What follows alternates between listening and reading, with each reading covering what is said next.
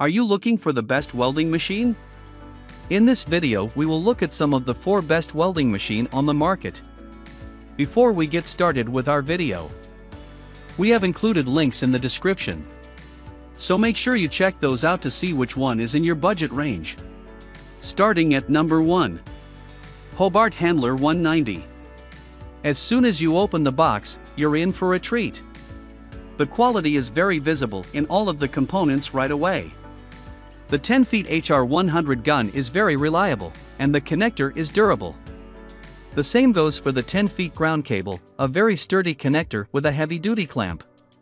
The power cord is 6 feet long, and it too is well made.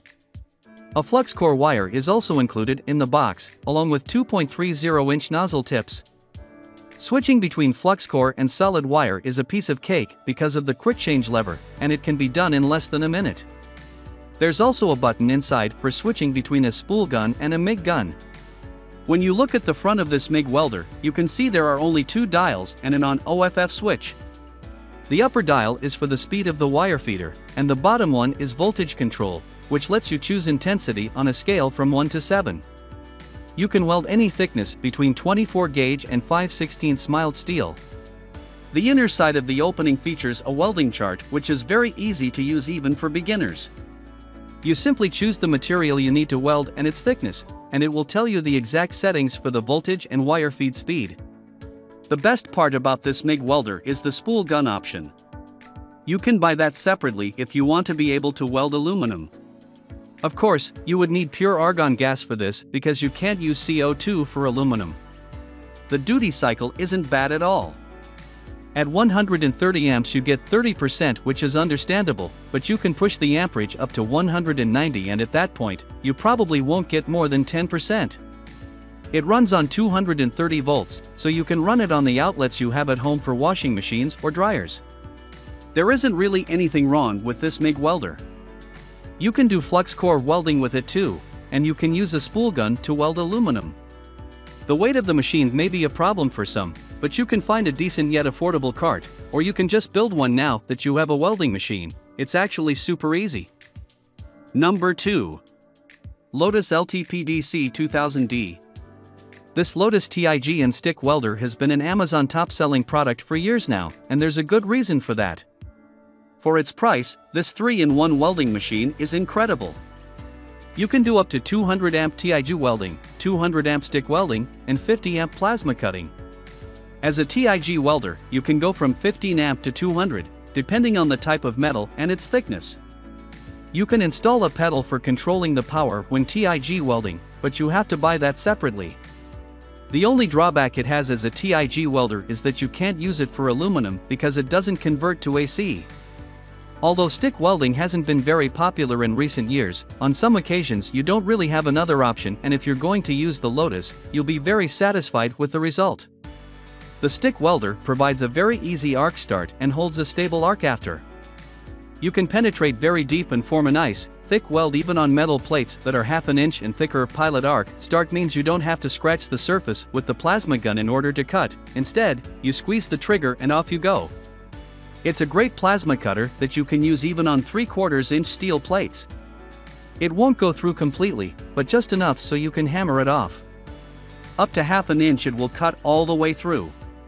The recommended consumable sets for plasma cutting are PCS22 and PCS33. It's super easy to switch between each of these functions. The front panel of the welder has only 1 dial for the voltage, and everything else you control using buttons. You can use this machine on both 110 and 220 volt outlets. To sum it up, this is a great machine for its price. The only drawback is that it can't switch to AC current, so you don't have all the TIG welding options. Number 3. AHP AlphaTIG. AHP has upgraded their AlphaTIG welder, and they've done a great job with it. The old one had an interface with 9 knobs and 4 buttons, which can really freak you out if you're a beginner. The new model only has 1 knob for adjusting the amps, and everything else can be adjusted with small buttons and a screen. The interface is very simple and easy to use. On the left side, you can switch between AC/DC TIG and AC/DC stick welding, and under the screen, you can find the buttons for adjusting each setting. You can TIG weld with or without pulse, and you can choose between a lift arc start and a high frequency. You can also choose if you want to use a pedal or not. You can use this machine to TIG weld any material, and with a maximum of 200 amps, you can weld plates of metal that are quite thick. The rapid set feature makes setting up the welder for a specific job very easy. Once you press the button, you just pick the electrode you're using, and the thickness of the material, and it sets everything up for you. You can then use the knob for fine-tuning if needed. The rapid set feature can be also used for stick welding, which is super useful if you're just getting into welding. The arc starts very easily and it stays stable all throughout the process. You can choose anywhere between 20 and 200 amps, so it's good for different sized metals. Some welders have complained about the quality of the TIG hose, as it seems to break after only a couple of months. Number 4. Forney Easy Weld 140MP. Forney is a very reliable brand. They have been on the market for almost 90 years now, and their quality is only getting better. This 140 amp welder is a great little machine, but it's definitely not meant for heavy-duty welding. Once you begin setting it up, you will see that the cables, hoses, and connectors are very well made. The MIG gun, electrode lead, and ground clamp are also very sturdy. When you look inside, you'll notice that the drive system is cast aluminum, which is not typical for welders in this price range. The control panel is very simple and easy to use.